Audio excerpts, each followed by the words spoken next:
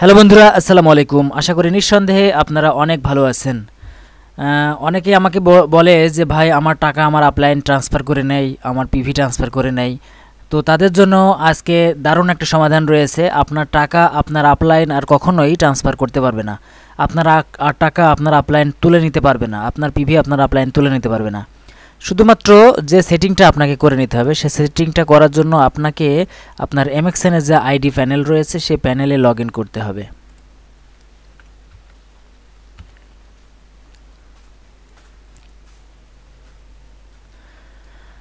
আইডিটা প্যানেলে log in করার পরে এই যে বাম সাইডের যে ই ওয়ালেট ইনঅ্যাক্টিভ এই জায়গাটা দেখছেন, এখানে একটা ক্লিক করতে হবে।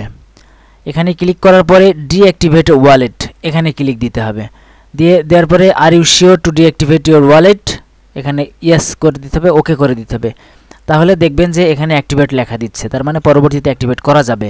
এখন আপনার ই ওয়ালেটটি ইনঅ্যাক্টিভ হয়ে গেল, অর্থাৎ আপনার এই টাকা আপনার আপলাইন কোম্পানি কেউই আর নিতে পারবে না আপনার পারমিশন ছাড়া, আপনি যতক্ষণ না এইটা অ্যাক্টিভ করছেন। দ্বিতীয় যে কাজটা সেটা হচ্ছে প্রোফাইল ইনঅ্যাক্টিভ। প্রোফাইল ইনঅ্যাক্টিভটা করতে হলে প্রোফাইল ইনঅ্যাক্টিভ করার কিছু অসুবিধা আছে। অসুবিধাটা হচ্ছে আপনি যদি আপনার প্রোফাইল ইনঅ্যাক্টিভ করে রাখেন, তাহলে আপনার প্রোফাইলে বা আপনার আইডিতে কোনো প্রকার ইনভয়েস করা যাবে না, আপনার আইডিতে কোনো প্রকার জয়েনিং করা যাবে না। এই জন্য আমার সাজেশন হচ্ছে প্রোফাইল ইনঅ্যাক্টিভ করার কোনো প্রয়োজন নাই, আপনি শুধুমাত্র ই ওয়ালেটটা ইনঅ্যাক্টিভ করে রাখবেন, তাহলে আপনার টাকা সেভ থাকবে। পরবর্তীতে আপনার টাকা তোলার সময়, উইথড্র করার সময় এটা অ্যাক্টিভ করে আবার টাকাটা তুলে নিতে পারবেন। এটা হচ্ছে মূল সমস্যা। এর আগে যে সমস্যা ছিল সেই সমস্যার সমাধান।